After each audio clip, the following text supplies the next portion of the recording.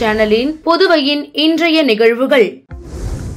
புதுவையில் மீன்பிடி தடை காலத்தில் 131 படகுகளை சீரமைக்க மீன்வளத்துறை சார்பில் ரூபாய் 34,40,000 நிதியை முதல்வர் ரங்கசாமி பயனாளிகளுக்கு வழங்கினார்.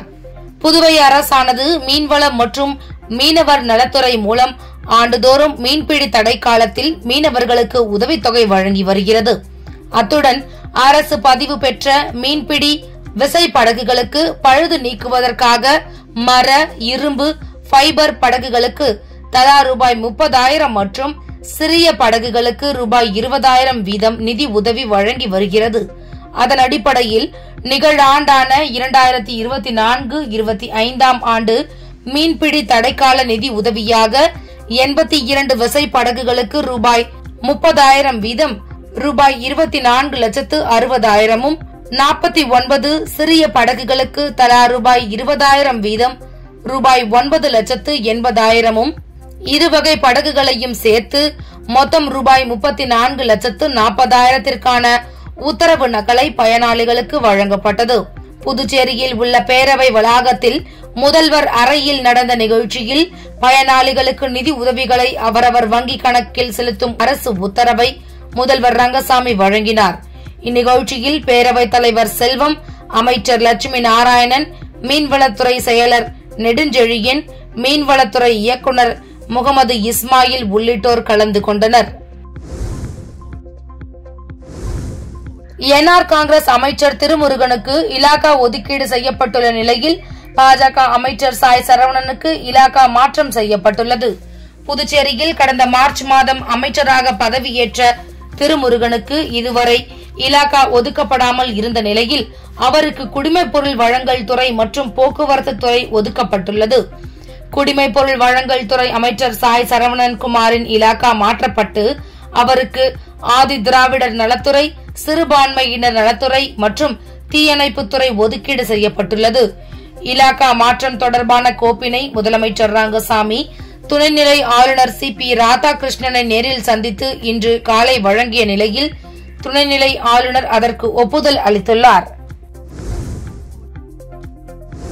புதுச்சேரி பிராந்தியமான மாகேவில் கனமழை காரணமாக தாழ்வான பகுதிகளில் வெள்ளம் சூழ்ந்துள்ள நிலையில் வீடுகளை விட்டு வெளியே வர முடியாமல் மக்கள் தவித்து வருகின்றனர். கேரள மாநிலம் கண்ணூர் மாவட்டத்தை ஒட்டியுள்ளது புதுச்சேரி மாகே பிராந்தியம்.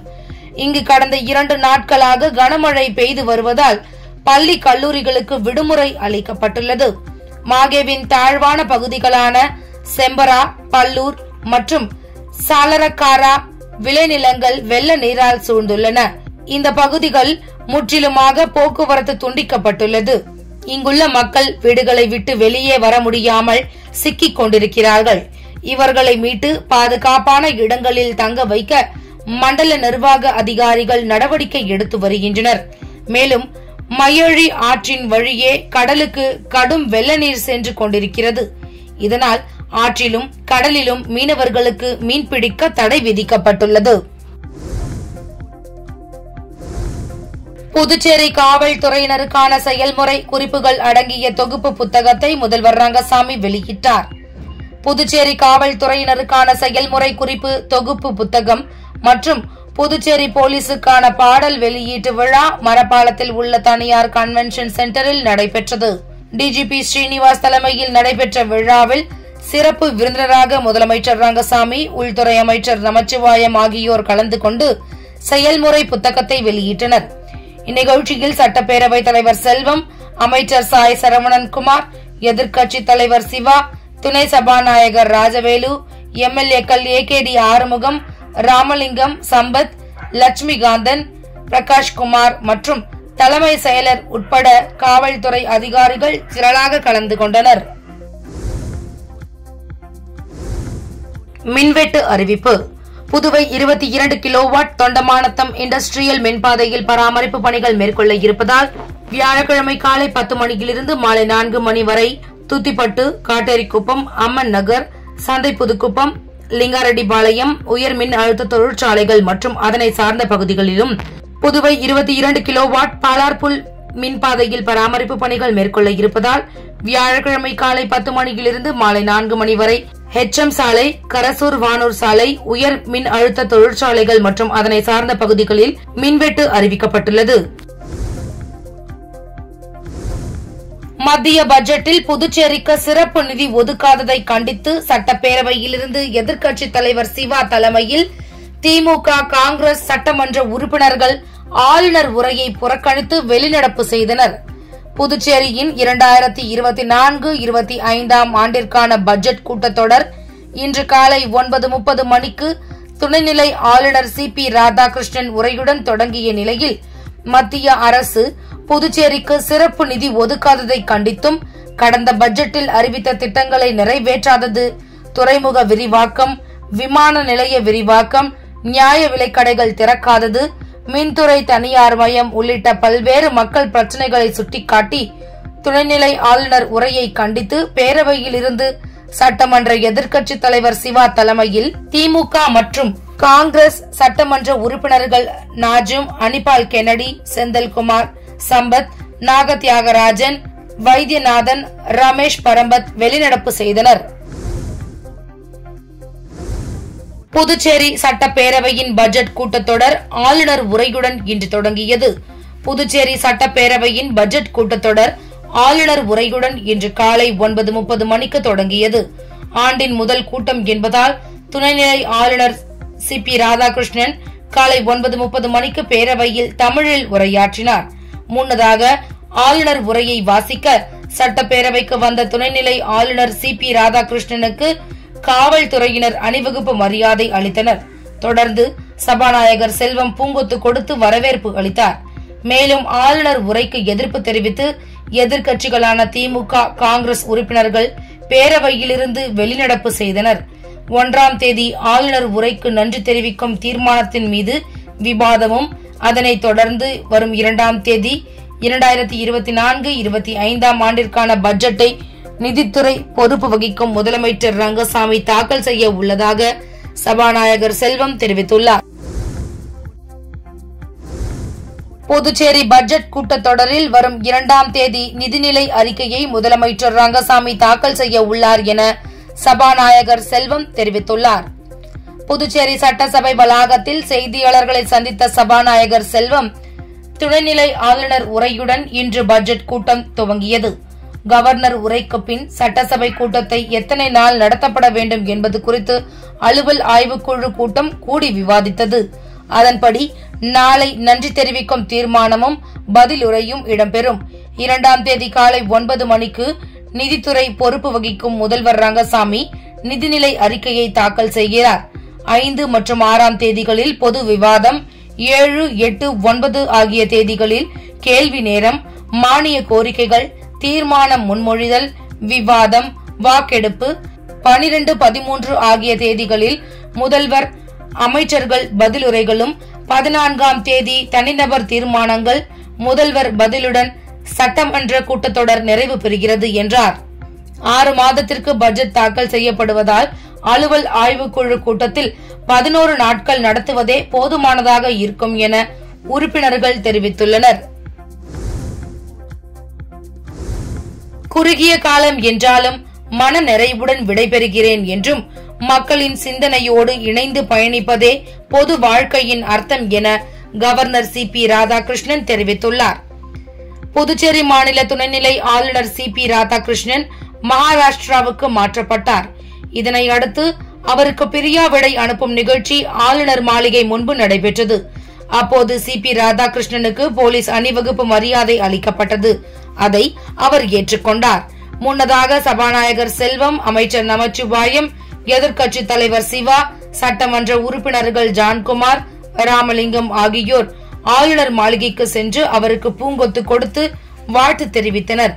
அதனைத் தொடர்ந்து செய்தியாளர்களிடம் பேசிய கவர்னர், எழுச்சிமிகு புதுச்சேரி என்ற இலட்சியத்தை நோக்கி புதிய கவர்னர் வழி நடத்துவார் என நம்புகிறேன் என்றும், நமது சிந்தனையை எல்லாம் மக்கள் மீது திணித்துவிட முடியாது என்றும், மக்கள் சிந்தனையோடு இணைந்து பயணிப்பதுதான் பொது வாழ்க்கையின் அர்த்தம் என்றார். சுகாதாரத்துறையில் காலி பணியிடங்களை நிரப்ப வேண்டும், கருணை அடிப்படையில் வேலை கொடுக்க வேண்டும் உள்ளிட்ட பல்வேறு கோரிக்கைகளை வலியுறுத்தி சுகாதார ஊழியர்கள் சங்கத்தின் சம்மேளனத்தின் 100க்கும் மேற்பட்டோர் அரசு பொது மருத்துவமனை அருகே கண்டன ஆர்ப்பாட்டத்தில் ஈடுபட்டனர். புதுச்சேரி அரசு பொது மருத்துவமனை முன்பு சுகாதார ஊழியர் சம்மேளனத்தினர் பல்வேறு கோரிக்கைகளை வலியுறுத்தி கண்டன ஆர்ப்பாட்டத்தில் ஈடுபட்டனர். சம்மேளன தலைவர் தில்லை கோவிந்தன் தலைமையில் நடைபெற்ற ஆர்ப்பாட்டத்தில் 100க்கும் மேற்பட்ட சுகாதாரத்துறை ஊழியர்கள் கலந்து கொண்டு சுகாதாரத்துறையில் காலி பணியிடங்களை நிரப்ப வேண்டும், விடுபட்ட நோயாளி கவனிப்பு படி வழங்க வேண்டும், நர்சிங் அலவன்ஸ் நிலுவைத் தொகையை வழங்க வேண்டும், கருணை அடிப்படையில் வேலை வழங்க வேண்டும் உட்பட பல்வேறு கோரிக்கைகளை வலியுறுத்தியும் புதுவை அரசை கண்டித்தும் கண்டன கோஷங்களை எழுப்பினர். சுகாதார சம்மேளன ஊழியர்கள் விடுப்பு எடுத்து கலந்து கொண்டதால் மருத்துவமனையில் வெளிப்புற மற்றும் உட்புற சிகிச்சை பிரிவில் பணிகள் அரை நாள் பாதிக்கப்பட்டது. புதுச்சேரி சட்டத்துறை சார்பு செயலரை பதவி நீக்க வலியுறுத்தி பேரணியாக சென்ற 100க்கும் மேற்பட்ட பொதுநல அமைப்பினரை போலீசார் கைது செய்ததால் பரபரப்பு ஏற்பட்டது. வருமானத்திற்கு அதிகமாக சொத்து குவித்ததாக கூறி சட்டத்துறை சார்பு செயலர் ஜனாஸ் ராபியை பதவி நீக்க வலியுறுத்தி மக்கள் உரிமை கூட்டமைப்பு சார்பில் இன்று தலைமை செயலகம் முற்றுகை போராட்டம் நடைபெறும் என அறிவிக்கப்பட்டிருந்தது. அதன்படி மக்கள் உரிமை கூட்டமைப்பு தலைவர் சுகுமாரன் தலைமையில் பல்வேறு பொதுநல அமைப்புகளை சேர்ந்த நிர்வாகிகள் காமராஜர் சிலையில் இருந்து பேரணியாக கிளம்பி சட்டப்பேரவை நோக்கி சென்றனர். இப்பேரணியில் ரயில் நிலையம் எதிரே கோடிக்கணக்கான ரூபாய் மதிப்பிலான சொகுசு ஹோட்டல், புதுச்சேரி முழுவதும் முறைகேடாக பல்வேறு மனைகள் வாங்கியதாக குற்றம் சாட்டியதோடு சார்பு செயலர் ஜனாஸ் ராபியை கண்டித்து கோஷமிட்டனர். நேரு வீதி, மிஷன் வீதி வழியாக தலைமை செயலகம் அருகே சென்றவர்களை போலீசார் தடுத்து நிறுத்தியதால் இரு தரப்பினருக்கும் கடும் வாக்குவாதம் ஏற்பட்டது. இதனைத் தொடர்ந்து பேரணியாக வந்த 100க்கும் மேற்பட்ட பொதுநல அமைப்பினரை போலீசார் கைது செய்ததால் பரபரப்பு ஏற்பட்டது. புதுச்சேரி காவலர் சாலை விபத்தில் உயிரிழந்த சிசிடிவி காட்சிகள் வெளியாகி பரபரப்பை ஏற்படுத்தியுள்ளது. புதுச்சேரி கருவடிக்குப்பம் விநாயகர் கோவில் தெருவை சேர்ந்தவர் முருகன். இவர் முதுநிலை காவல் கண்காணிப்பாளரான ஸ்வாதி சிங்கின் வாகன ஓட்டுநராக பணிபுரிந்து வந்தார்.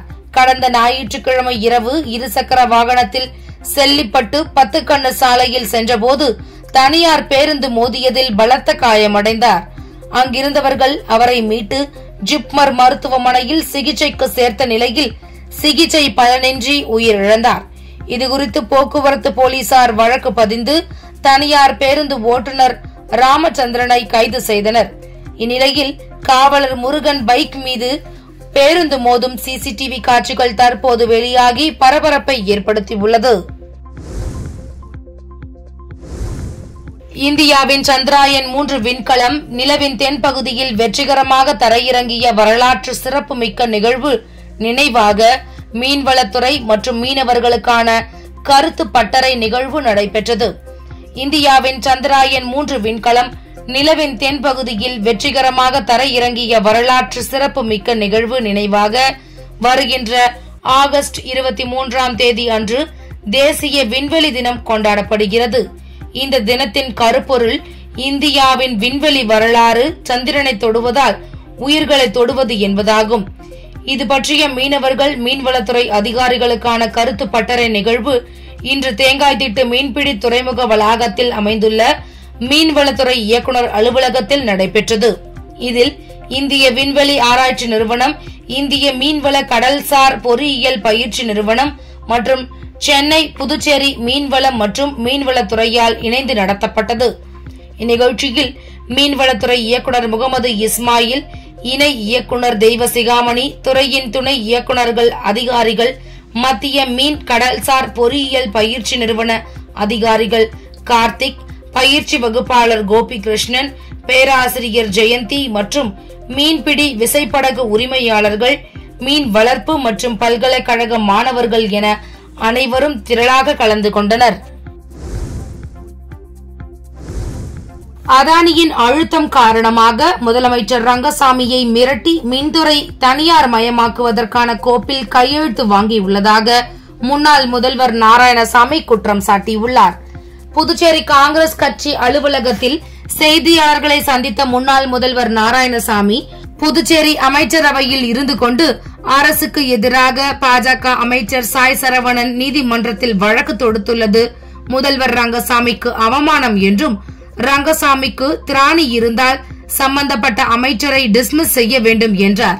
காரைக்காலில் அரசின் நகரமைப்பு குழுமத்தின் ஆவணங்களை போலியாக தயார் செய்து ஏராளமான வீட்டு மனைகள் விற்பனை செய்யப்பட்டுள்ளது என குற்றம் சாட்டிய அவர், இது தொடர்பாக முதல்வர் ரங்கசாமிக்கு கடிதம் எழுத உள்ளதாகவும், இந்த முறைகேடு தொடர்பாக முதல்வர் விசாரணை நடத்த வேண்டும் என்றார்.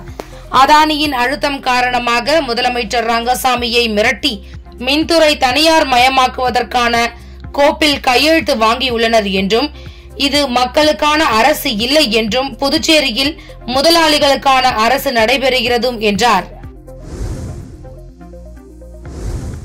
பாண்டிச்சேரி மற்றும் உழவர்கரை நகராட்சிகளில் திடக்கழிவு மேலாண்மை பணியை மேற்கொண்டு வரும் கிரீன் வாரியர் நிறுவன பணியாளர்களுக்கான மருத்துவ பரிசோதனை முகாம் குருமாம்பேட் பகுதியில் நடைபெற்றது. புதுச்சேரி உள்ளாட்சித்துறை சார்பில் கிரீன் வாரியர் அமைப்பு இணைந்து நடத்திய தூய்மை பணியாளருக்கான இலவச மருத்துவ சிகிச்சை முகாம் குருமாம்பேட் பழம் மீட்பு பூங்காவில் நடைபெற்றது. இதில் பாண்டிச்சேரி மற்றும் உழவர்கரை நகராட்சிகளில் திடக்கழிவு மேலாண்மை பணியில் மேற்கொண்டு வரும் கிரீன் வாரியர் பணியாளர்களுக்கு பரிசோதனை முகாம் நடைபெற்றது. இதில் சிறப்பு அழைப்பாளராக கலந்து கொண்ட உள்ளாட்சித்துறை இயக்குநர் சக்திவேல் தூய்மை பணியாளர்களுக்கான இலவச மருத்துவ முகாமினை தொடங்கி வைத்தார். இதில் 200க்கும் மேற்பட்ட தூய்மை பணியாளர்கள் கலந்து கொண்டு பயனடைந்தனர். ஈஸ்ட் கோஸ்ட் மருத்துவமனையின் மருத்துவ குழுவினர் கலந்து கொண்டு பணியாளர்களுக்கு பரிசோதனை மேற்கொண்டனர். இதில் சர்க்கரை நோய், இரத்த அழுத்தம் உள்ளிட்ட பல்வேறு பரிசோதனைகள் மேற்கொள்ளப்பட்டது. நிகழ்ச்சிக்கான ஏற்பாட்டினை கிரீன் வாரியர் தலைவர் விக்னேஷ், துணைத் தலைவர் ஜெகதீஷ் ஆகியோர் தலைமையில் ஊழியர்கள் மிகச் சிறப்பான முறையில் செய்திருந்தனர். பாண்டிச்சேரி சென்ட்ரல் ரோட்டரி சங்கம் சார்பில் ராஜீவ்காந்தி பெண்கள் மற்றும் குழந்தைகள் மருத்துவமனையில் தாய் மற்றும் குழந்தை ஆரோக்கியம் குறித்த விழிப்புணர்வு முகாம் நடைபெற்றது. புதுச்சேரி அரசு ராஜீவ்காந்தி பெண்கள் மற்றும் குழந்தைகள் மருத்துவமனையில் பாண்டிச்சேரி சென்ட்ரல் ரோட்டரி சங்கம் சார்பில் தாய் மற்றும் குழந்தை ஆரோக்கியம் குறித்த விழிப்புணர்வு முகாம் நடைபெற்றது. சங்கத்தின் துணைத் தலைவர் அனிபால் நேரு தாய் மற்றும் குழந்தை ஆரோக்கியம் தொடர்பாக விழிப்புணர்வு உரையாற்றினார். மேலும் 60 தாய்மார்களுக்கு சங்கம் சார்பில் குழந்தை பராமரிப்பு தொகுப்பு வழங்கப்பட்டது. இந்நிகழ்ச்சியில் டாக்டர் ரூபி லியோன், டாக்டர் லியோ குணாலன், மனோஜ் மற்றும் ரோட்டரி சங்க நிர்வாகிகள் பிரதாப் சந்திரன், இந்தர்நாத், குணசேகர், தாமஸ் செரில், வினோத் நாயர், டாக்டர் பிரசன்னா உட்பட பலர் கலந்து கொண்டனர். புதுச்சேரி உப்பளம் தொகுதிக்கு உட்பட்ட பிரான்சுவா தோப்பில் பல ஆண்டு காலமாக குடிநீர் பிரச்சினை நிலவி வந்தது. இதுகுறித்து பொதுமக்கள் சட்டமன்ற உறுப்பினர் அனிபால் கென்னடி அவர்களிடம் தெரிவித்தனர். இது தொடர்பாக சட்டமன்ற உறுப்பினர் அதிகாரிகளை பலமுறை நேரில் சந்தித்து புதிய பைப்லைன் அமைத்து கொடுக்கும்படி கேட்டுக்கொண்டார். சட்டமன்ற உறுப்பினரின் கோரிக்கையை ஏற்ற அதிகாரிகள் அம்பேத்கர் சாலையில் இருந்து கோலாஸ் நகர் வழியாக பிரான்சுவா தோப்பு பகுதியில் 4 லட்சம் ரூபாய் செலவில் புதிதாக குடிநீர் விநியோகம் செய்வதற்காக பைப்லைன்கள் அமைத்து கொடுத்தனர். ஆனால் பல வீடுகளுக்கும் குடிநீர் கிடைப்பதில்லை என்று மீண்டும் கோரிக்கை வைத்தார்கள். அதன் காரணமாக தற்பொழுது பிரான்சுவா தோப்பில் அதிக அழுத்தத்துடன் புதிய பைப்லைன் அமைத்து சுத்தமான குடிநீர் பொதுமக்களுக்கு விநியோகம் செய்ய ஏற்பாடுகள் செய்தனர். இதனை சட்டமன்ற உறுப்பினர் அனிபால் கென்னடி அவர்கள் நேரில் சென்று பொதுமக்களை சந்தித்து கேட்டறிந்து ஆய்வு மேற்கொண்டார். மேலும் வானரப்பேட்டை நாகமுத்து மாரியம்மன் கோவில் பிரான்சுவா தோப்பு இணையும் இடத்தை ஒட்டி ஒரு பா வடிவ வாய்க்கால் செல்கிறது. அது திறந்த வெளியாக இருந்து வந்த நிலையில் பொதுமக்கள் அங்கு மேலே ஒரு சிமெண்ட் மூடி போட்டு மூடி கொடுக்கும்படி சட்டமன்ற உறுப்பினரிடம் கேட்டுக்கொண்டனர். கோரிக்கையை ஏற்றுக்கொண்ட சட்டமன்ற உறுப்பினர் அதிகாரிகளை வைத்து மேலே சிமெண்ட் மூடி பொருத்தினார். அதையும் ஆய்வு செய்தார். மேலும் பிரான்சுவா தோப்பில் நவீன கழிப்பிடம் கட்டுமான பணிகள் 54 லட்சம் ரூபாய் செலவில் நடைபெற்றுக் கொண்டு வருகிறது. அதையும் ஆய்வு செய்தார். சட்டமன்ற உறுப்பினர் தொகுதியினை ஆய்வு செய்து கொண்டிருக்கும் வேளையில் நாகமுத்து மாரியம்மன் கோவில் தெரு பொதுமக்கள் பிரான்சுவா தோட்டத்தில் சுத்தமான அழுத்தமான குடிநீர் அமைத்து கொடுத்ததை போல் எங்களுக்கும் செய்து தாருங்கள் என்று கோரிக்கை வைத்தனர். அதையும் சட்டமன்ற உறுப்பினர் அனிபால் கென்னடி அமைத்து தருவதாக உறுதி அளித்தார். அவருடன் திமுக தொகுதி செயலாளர் சக்திவேல், துணை செயலாளர் ராஜி மற்றும் நிசார், காங்கிரஸ் செயற்குழு உறுப்பினர் ராஜ்குமார், கிளை செயலாளர்கள் காலப்பன், இருதயராஜ், ராகேஷ் ஆகியோர் உடனிருந்தனர். கணுவாப்பேட்டை அரசு உயர்நிலைப் பள்ளியில் 2023-24 ஆண்டிற்கான விளையாட்டுப் போட்டியில் வெற்றி பெற்ற மாணவ மாணவிகளுக்கு பரிசுகள் வழங்கப்பட்டது. கணுவாப்பேட்டை அரசு உயர்நிலைப் பள்ளியில் 2023-24 ஆண்டிற்கான விளையாட்டுப் போட்டிகள் நடைபெற்றது. இந்த போட்டிகளை பள்ளியின் உடற்கல்வி ஆசிரியர் திருமாவளவன் நடத்தினார். விளையாட்டுப் போட்டிகளுக்கான பரிசளிப்பு விழா பள்ளி வளாகத்தில் நடைபெற்றது. இதில் வெற்றி பெற்ற மாணவ மாணவிகளுக்கு பள்ளியின் தலைமை ஆசிரியை விஜயலட்சுமி பரிசுகளை வழங்கி பாராட்டினார். மேலும் ஆசிரியை ருவியர் பெரோஷியா வரவேற்புரை வழங்கினார். பள்ளியின் பொறுப்பு ஆசிரியர் இளஞ்செழியன் முன்னிலை வகித்தார். இறுதியாக உடற்கல்வி ஆசிரியர் திருமாவளவன் நன்றியுரை வழங்கினார். இவ்விழாவில் அனைத்து நிலை ஆசிரியர்களும் கலந்து கொண்டு விழாவினை சிறப்பித்தனர். நிகழ்ச்சியில் கிரிக்கெட் போட்டி, கயிறு இழுத்தல் போட்டி, ஓட்டப்பந்தயம், உயரம் தாண்டுதல் உள்ளிட்ட பல்வேறு போட்டிகள் நடைபெற்றது. ஒட்டுமொத்தமாக ஆண்கள் பிரிவில் ரிஷிவர்மன், பெண்கள் பிரிவில் ஸ்வேதா மற்றும் தேன்மொழி ஆகியோர் சிறப்பாக தங்களது திறமைகளை வெளிப்படுத்தினர்.